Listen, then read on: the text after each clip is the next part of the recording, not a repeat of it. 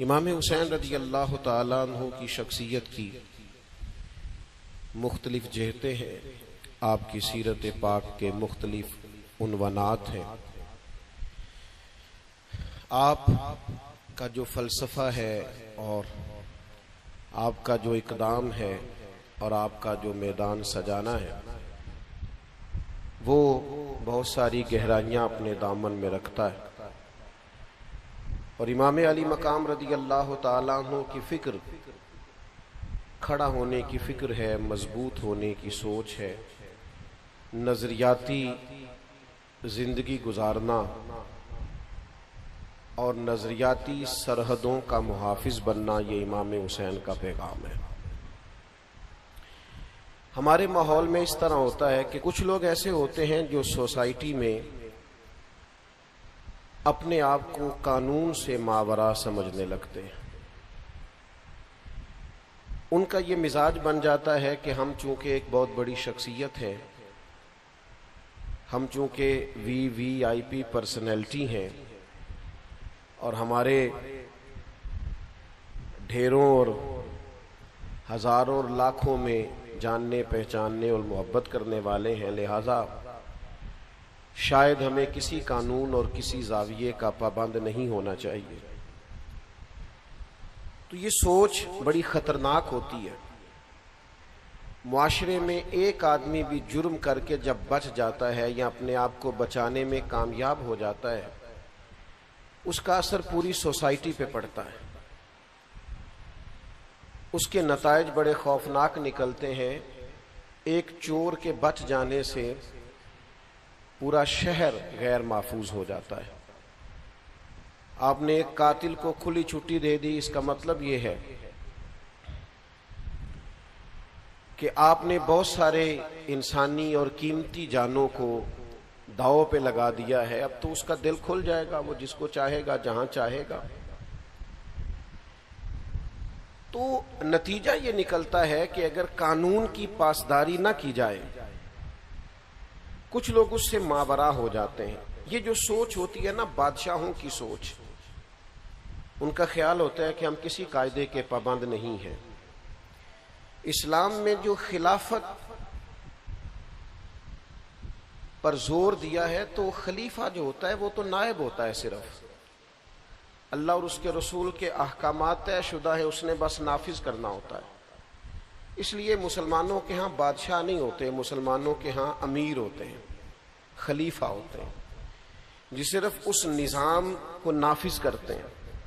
امام علی مقام سیدنا امام حسین رضی اللہ تعالیٰ عنہ جب میدان میں نکلتے ہیں تو امام حسین رضی اللہ تعالیٰ عنہ فرماتے ہیں کہ میں ان لوگوں کے خلاف نکلا ہوں جنہوں نے حدود اللہ کو توڑا ہے،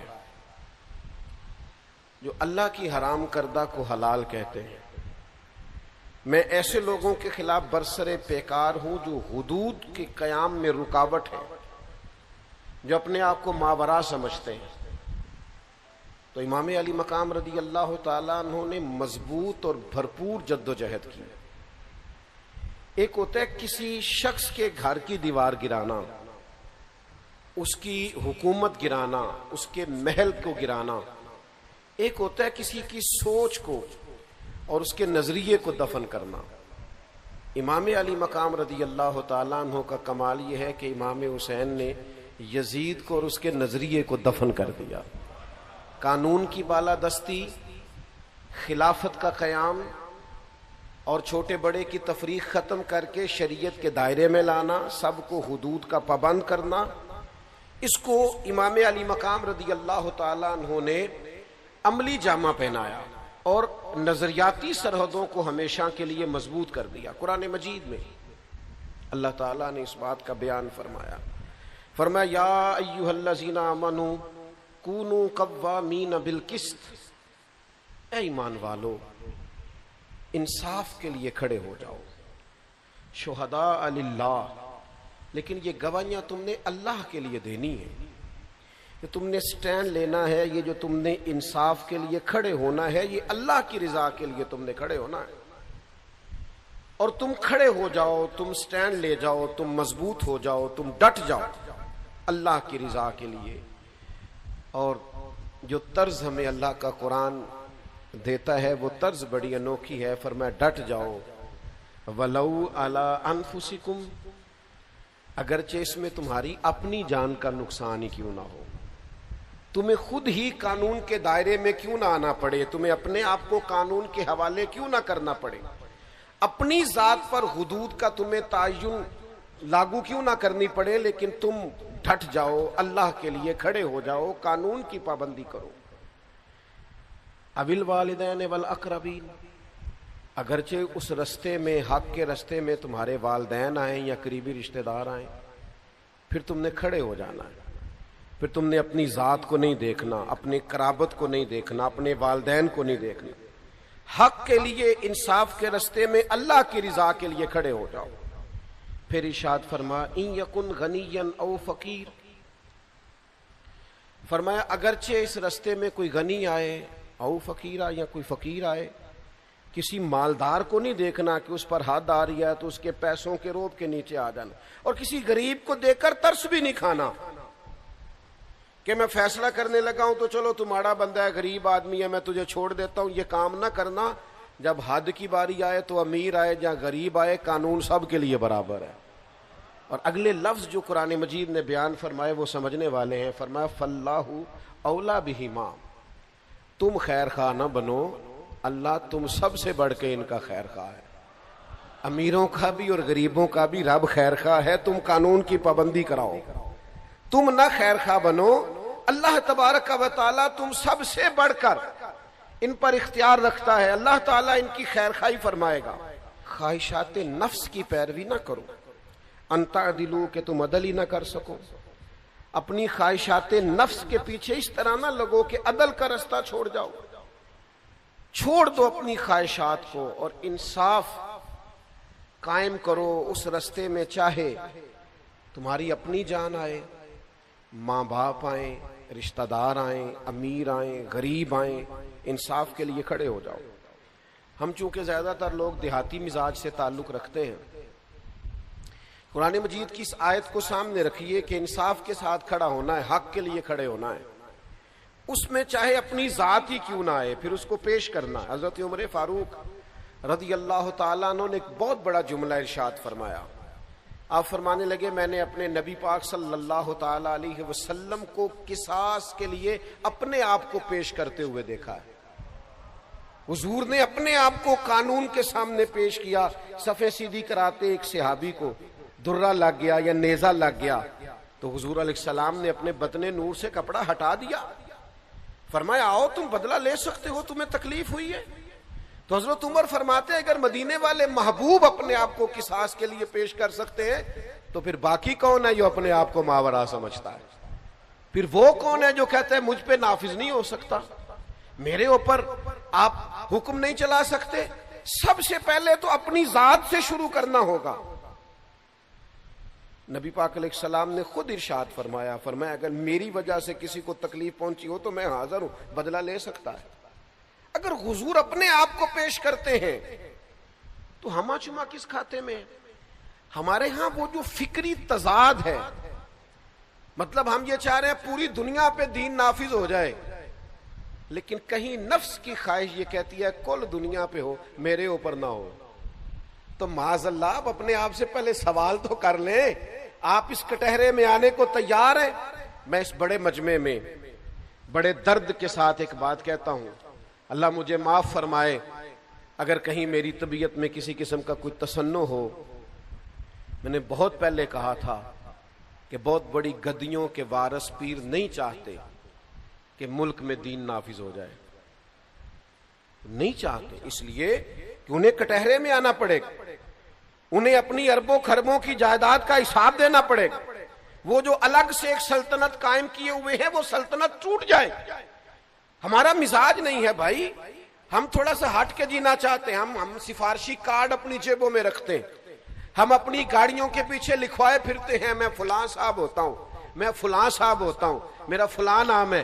میری موٹر سائیکل کے پیچھے لکھا ہوا ہوتا ہے میرا فلاں علاقے سے تعلق ہے. آپ کوئی الگ مخلوق ہیں؟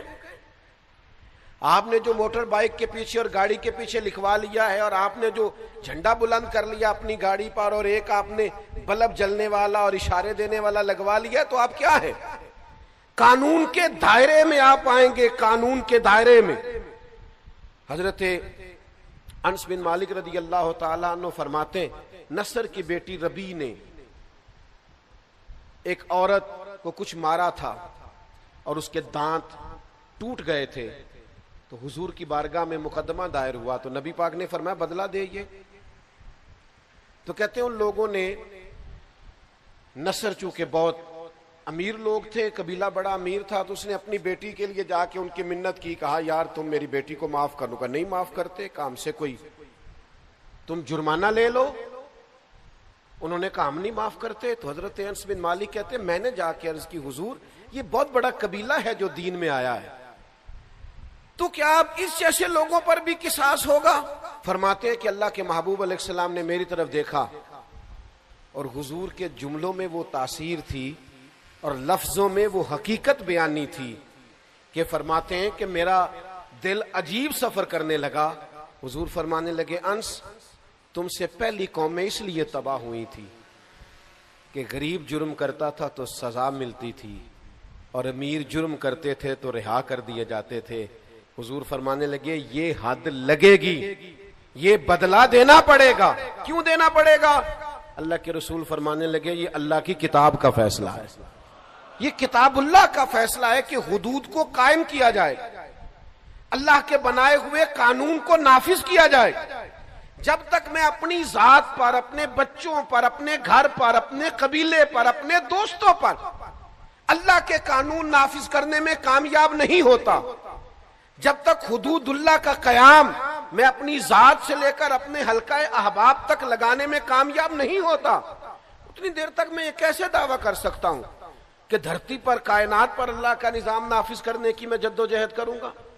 ہمارا مزاج اس طرح کا بن گیا ہے، ہم قانون کا نفاذ نہیں کرتے، قانون کا نفاذ نہیں چاہتے، ہم اس قانون کے لیے جد و جہد نہیں کرتے۔ میں آپ کی خدمت میں عرض کروں، ہر روز ایک نیا واقعہ ہوتا ہے، ہر روز اخبار کی سرخیاں بنتی ہیں، ہر روز سوشل میڈیا چلانے والوں کو ایک نیا عنوان ملتا ہے، ہر روز کالم لکھنے والوں کو ایک نیا عنوان ملتا ہے۔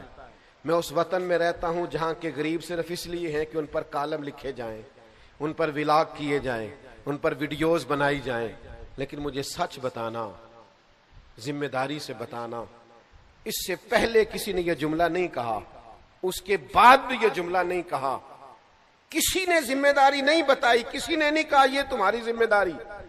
یہ ذمہ داری حضرت عمر فاروق نے خود اپنے لیے وضع کی، اور اس ذمہ داری کی نزاکت کو دیکھیے، فرمایا فرات کے کنارے کتا گر پیاسا مر گیا تو کوئی اور جواب دے نہیں ہے، حکومت میری ہے لہذا جواب دے بھی میں ہی ہوں۔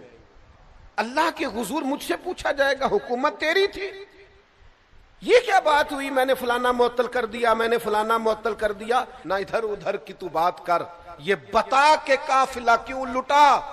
مجھے راہزنوں سے غرض نہیں، تیری راہبری کا سوال ہے۔ خدا را کچھ خیال کریں، چیزوں کو سمجھیں۔ جب تک ہم سب قانون کی پابندی کے قائل نہیں ہیں۔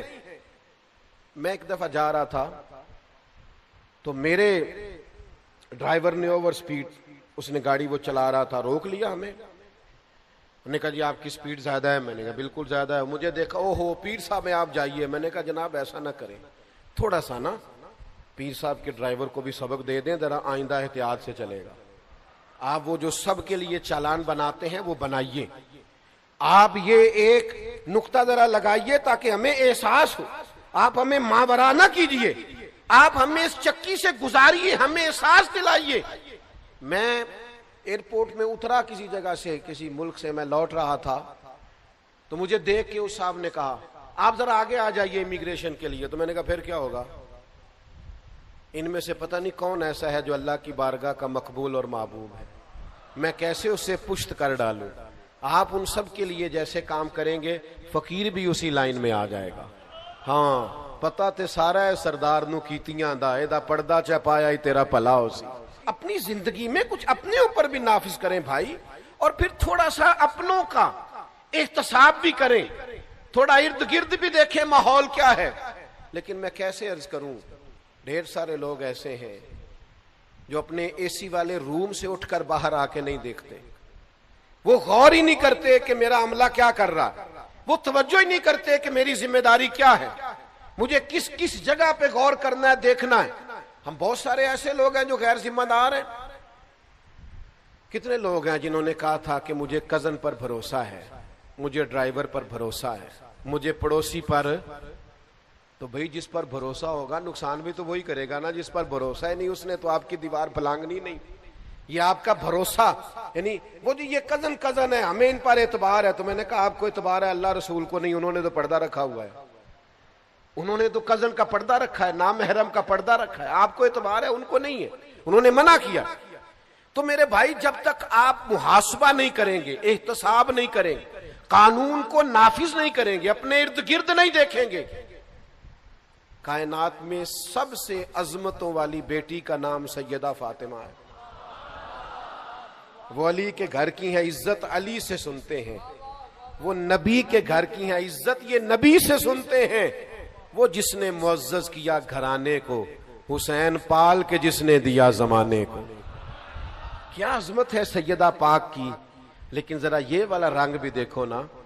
حضور کی عادت مبارکہ تھی، کریم محبوب کسی سفر پہ جاتے تو جب تشریف لے جاتے تو سب سے آخر میں سیدہ فاطمہ کے گھر تشریف لے جاتے، اور واپس آتے تو سب سے پہلے سیدہ فاطمہ کے گھر آتے. رسول رحمت علیہ السلام ایک سفر سے واپس آئے، سیدہ پاک کے کاشانہ نور میں تشریف لائے، اور محبوب نے جیسے ہی قدم رکھا سامنے تو سامنے ایک پردہ لگا ہوا تھا جس پر کچھ نقش و نگار بنے ہوئے تھے. رسول رحمت وہیں سے واپس تشریف لے گئے. حضرت فاطمہ پریشان ہوئی، مولا علی شیر خدا سے کہا معلوم تو کیجئے محبوب لوٹ گئے اور میں منتظر تھی زیارت کو.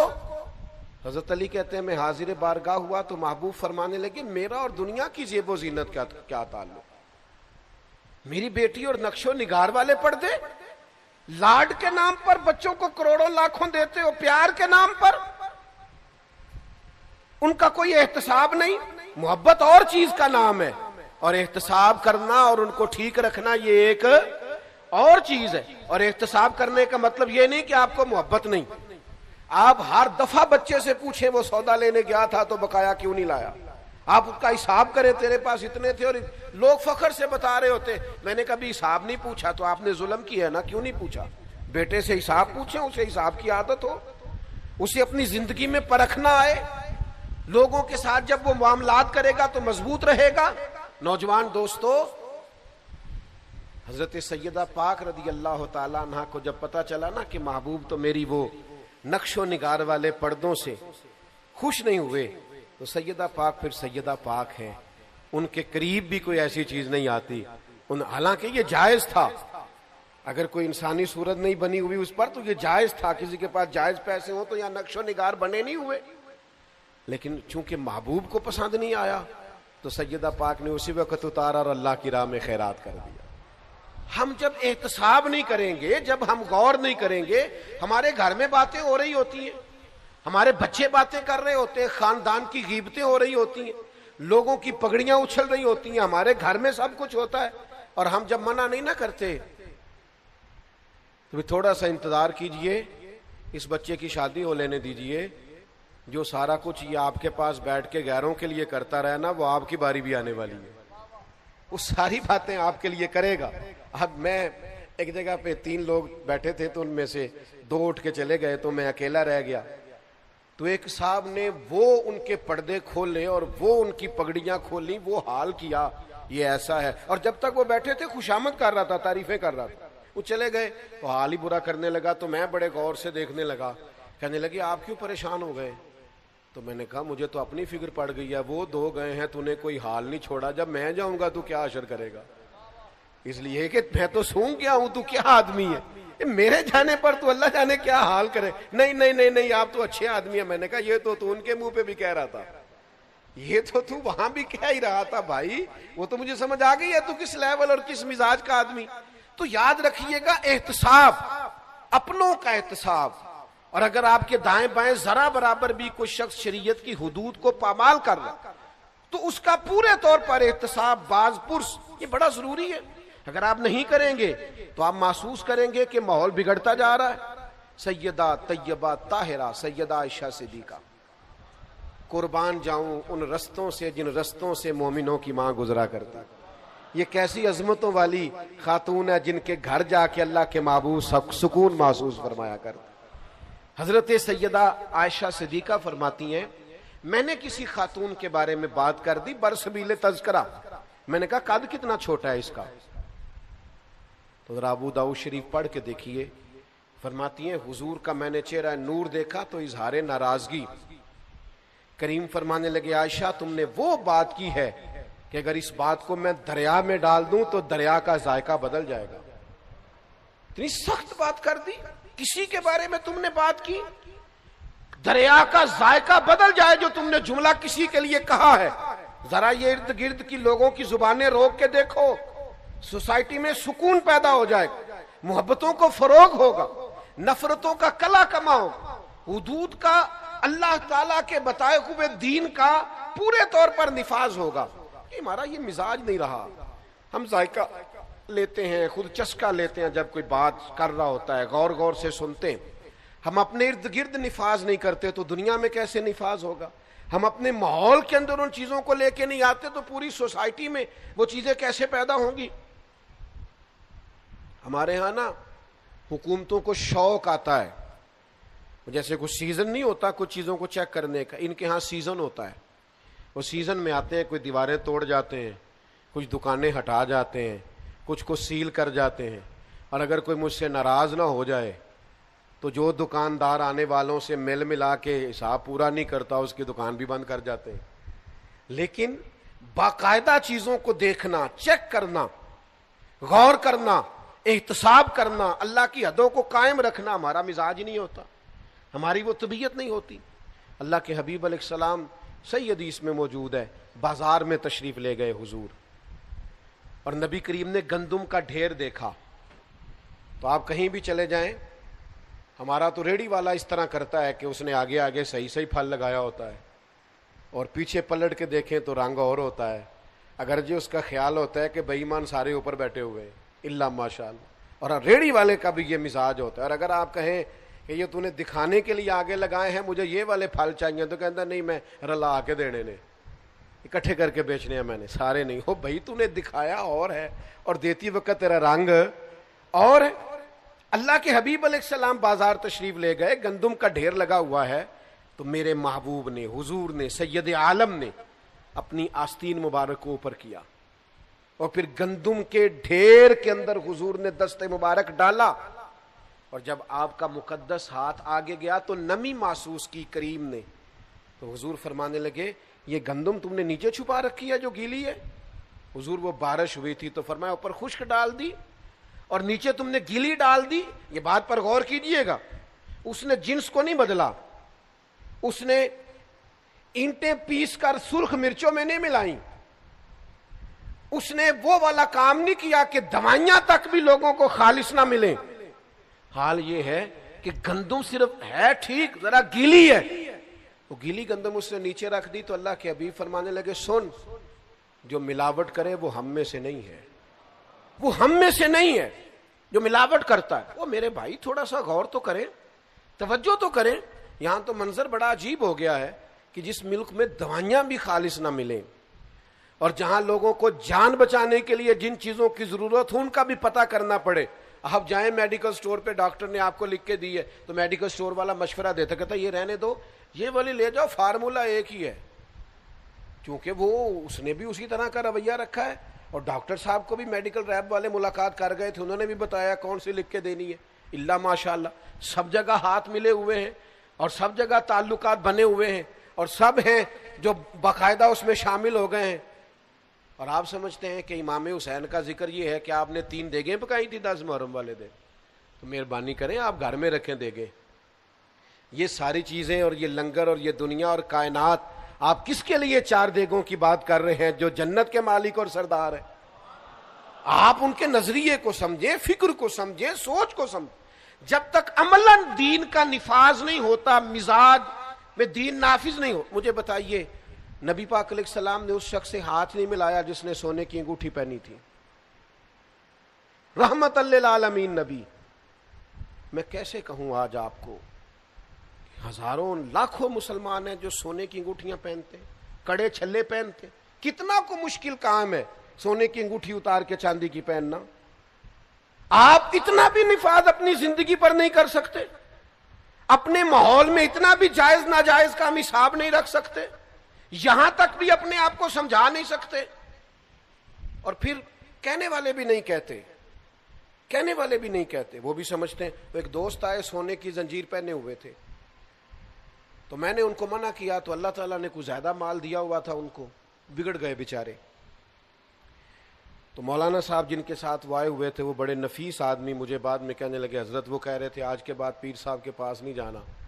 تو میں نے کہا ان سے کہنا تھا پیر صاحب کب تڑپ رہے ہیں آپ سے ملنے کے لیے. انہوں نے کب کہا تھا کہ ہمیں ضروری آپ سے ملنا ہے, ایٹ سیٹ تے پکھڑا کوار گندل اسی اور بھی بوٹیاں جاننے ہیں. آپ کو کس نے غلط فہمی میں مبتلا کر دیا ہے کہ ہم بڑے تڑپ رہے تھے. شریعت کا حکم آپ کو سنایا جائے اور آپ بگڑ جائیں, ایک دفعہ نہیں 100 دفعہ بگڑے. آپ 100 دفعہ بگڑے, 1000 دفعہ بگڑے تو صحیح, خدا را دین کے نام پر بگڑے تو صحیح, پتہ تو ہو کہ دین کے لیے بگڑ گئے. میرے عزیز اپنی زندگی میں مزاج میں نفاذ دین کا مزاج بنائیں. یہ کیا عجیب بات ہوئی کہ میں اپنا مخالف دیکھ کے تو کڑتا ہوں, اپنا مخالف دیکھ کر تو بے چین ہوتا ہوں, میری طبیعت میں جلال آتا ہے, لیکن شریعت کا مخالف دیکھ کر مجھے کچھ بھی نہیں ہوتا. میرا شاگرد, میرا مرید, میرا عقیدت مند, میرا ادارے میں ڈیوٹی کرنے والا, میرے دفتر میں کام کرنے والا, میرے ہاں ملازمت کرنے والا, وہ ذرا سا میری نافرمانی کرے تو میری طبیعت بگڑ جائے. اور رب کی نافرمانی ہر جگہ ہوتی رہے اور مجھے ذرا احساس بھی نہ ہو. وہ اللہ کے بندے تھے حضرت عبداللہ ابن مبارک, گھوڑے پہ بیٹھے تو گھوڑا ذرا ہلنے لگا. حضرت عبداللہ ابن مبارک رحمت اللہ تعالی علیہ نیچے اترے اور نماز کی نیت باندھ لی اور 2 رکعت نماز توبہ ادا کی. تو خدام نے عرض کی حضور گھوڑے نے ذرا اٹکیلیاں کی ہیں اور شرارتیں کی ہیں اور آپ نفل پڑھنے لگے. حضرت عبداللہ ابن مبارک کی آنکھوں میں آنسو چمک آئے, فرمانے لگے جس دن مجھ سے رب کی نافرمانی ہو جاتی ہے نا, اس دن جو میرے فرما بردار ہیں وہ میری نافرمانی کرنے لگ جاتے. تو اس گھوڑے نے آج نافرمانی کیا تو توبہ کر رہا ہوں کہیں اللہ کی مجھ سے کوئی نافرمانی تو نہیں ہو گئی. بھائیو تھوڑا سا سمجھیں چیزوں کو, اور آپ نفاذ قانون اور نفاذ شریعت اور حدود کا تعین جو ہمارے دائرہ کار میں ہے وہ تو کریں, اس کا تو لحاظ کریں. پورے ملک پر اسلامی نظام نافذ کر دو, کوئی خاتون بغیر پردے کے باہر نہ آئے, وہ تو جب نافذ ہوگا تب آئے گا نا. تو ابھی آپ اپنے گھر پہ تو نافذ کریں نا, اپنے اہل خانہ کو تو پردہ کرائے نا, ان کو تو تلقین کریں نا با پردہ رہنے. جہاں تک آپ کنٹرول رکھتے ہیں وہاں تک تو آپ دین کی بات کریں, لیکن آپ تو اپنے گھر کے اندر بھی ناکام ہے دین کے نفاذ کے لیے. اور یہ کہ آپ پوری دنیا میں اور پورے ملک میں نافذ کرنے کی بات کر رہے ہیں. وہ خاص احساس پیدا کریں, اپنا مزاج اس طرح کا بنائیں جو قانون کا پابند ہو, اپنی طبیعت اس طرح کی بنائیں جو قانون کی پابند. اور پھر میں نے دیکھا ہے اس ملک میں رہنے والے جو ہر روز قانون توڑتے ہیں وہ کسی دوسرے ملک میں جاتے ہیں تو بہترین قانون کے پابند ہو جاتے ہیں.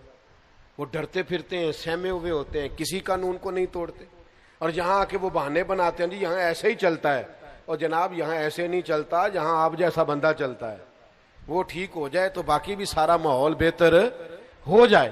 آپ تو اپنے اندر تبدیلی لائیں, آپ تو اپنے آپ کو بدلیں, آپ تو اپنے اوپر غور کریں, اپنے مزاج کو تبدیل کریں, اپنی طبیعت کے اندر بدلاؤ لائیں, آپ تھوڑا سا چینج ہوں. اور قانون سب کے لیے برابر ہے, اس میں آپ کسی قسم کی گنجائش نہ دیں, کسی حکمت کے نام پر کسی بزدلی کا شکار نہ ہو. کیا ہو جائے گا, فلاں بگڑ جائے گا.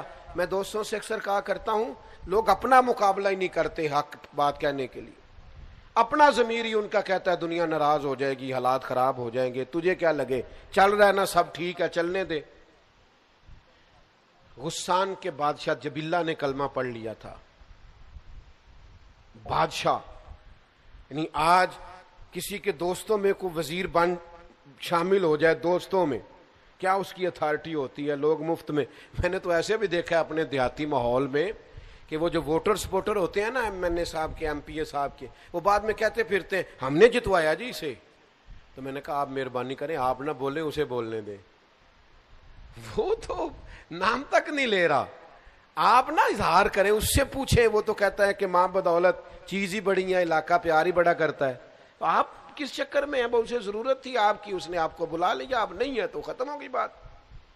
لیکن ایک وزیر اور MNA تک لوگوں کا یہ مزاج ہوتا ہے, اور ایک ملک کا بادشاہ مسلمان ہو گیا, اور پھر وہ حج کرنے کے لیے بیت اللہ آ گیا, اور جب وہ طواف کر رہا تھا تو اس نے بہت بڑا جبہ پہنا ہوا تھا, بہت بڑا لباس, اور اس کے پیروں کے نیچے تک وہ لٹکتا جا رہا تھا.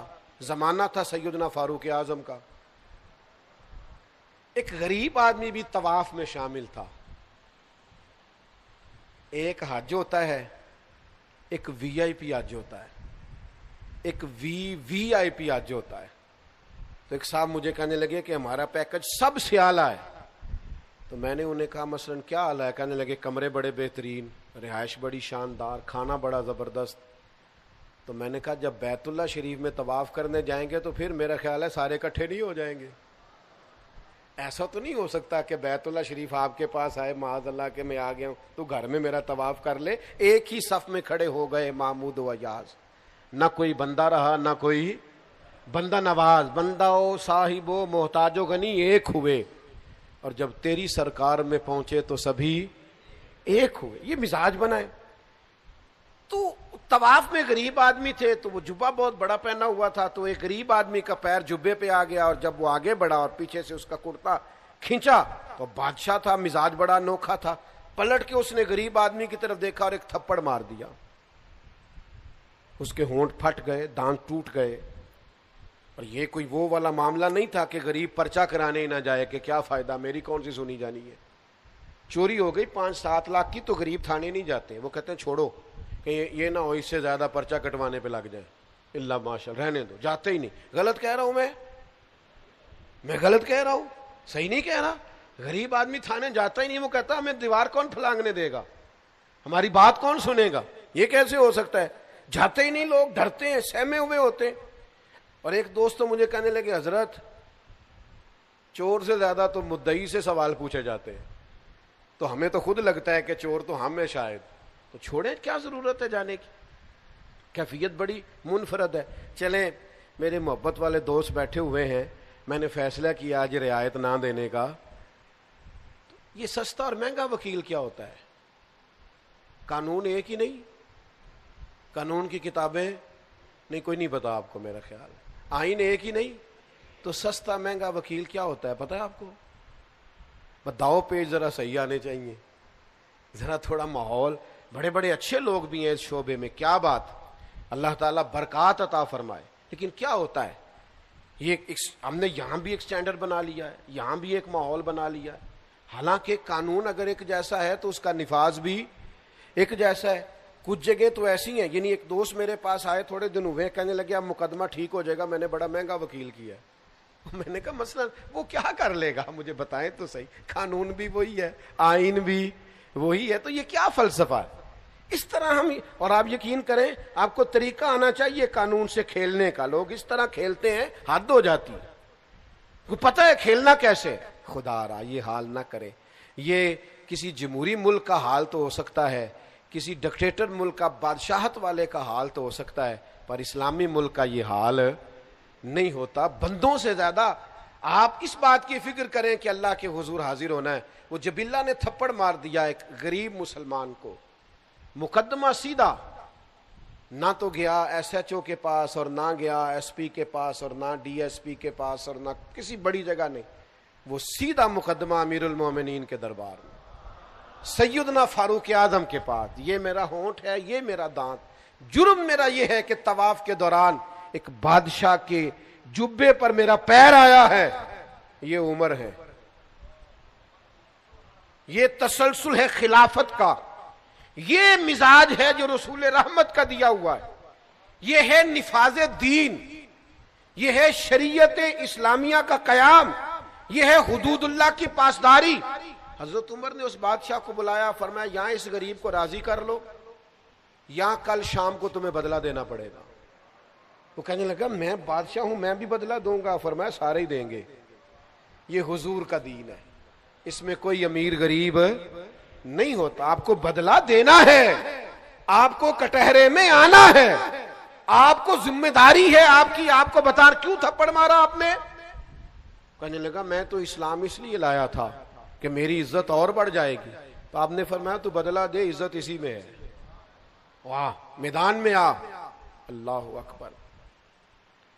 اس نے کہا مجھے ایک رات کی مہلت دے دے، صبح میں بتاؤں گا۔ رات کو اس نے اٹھایا سارا سامان اور وہ بھاگ گیا واپس، اور اپنے ملک میں جا کے پھر سے عیسائی ہو گیا، مرتد ہو گیا۔ لوگوں نے حضرت عمر سے کہا، گویا کہنے والوں نے کہا اور سوچا کہ جناب ایک بادشاہ وقت کو ضائع کیا، تو تاریخ مسکرا کے کہہ رہی تھی عمر نے بندہ ضائع نہیں کیا، عمر نے رسول اللہ کا دین نافذ کیا ہے۔ آپ دین نافذ کریں، جو ضائع ہوتا ہے سو ضائع ہو جائے۔ ہمیں سب سے پہلے اپنے آپ پر قانون کو، دین کو نافذ کرنا ہے، اپنے گھر پہ دین کو نافذ کرنا ہے۔ امام علی مقام رضی اللہ تعالیٰ عنہ، ان کے میدان میں نکلنے کا فلسفہ آپ سمجھیں۔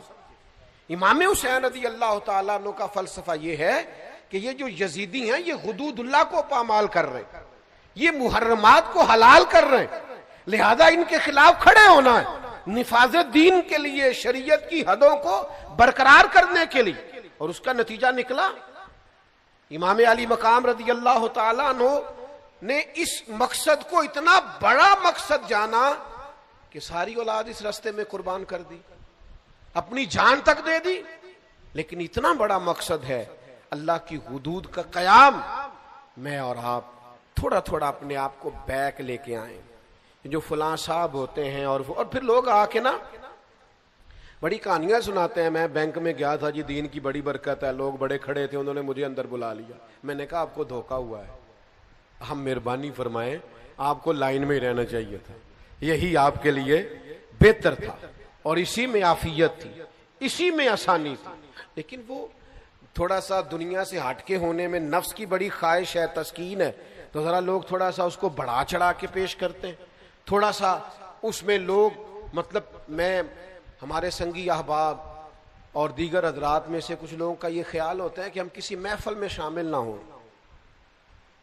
ہم کسی دینی تقریب میں کسی عالم کی، کسی مبلغ کی کوئی بات نہ سنیں، ہم الگ سے جائیں تاکہ ہماری ویڈیو بن جائے، ہماری فوٹو آ جائے، ہمارے تعلقات کا پتہ ہو جائے۔ ہمارے اصحاب قبلہ عالم فرمایا کرتے تھے جو فیض مسلمانوں کے اجتماعی مل کے بیٹھنے میں ہوتا ہے نا، وہ اکیلے اکیلے بات کرنے میں نہیں ہوتا۔ میرے عزیزو، امام علی مقام کے پیغام کو سمجھیے۔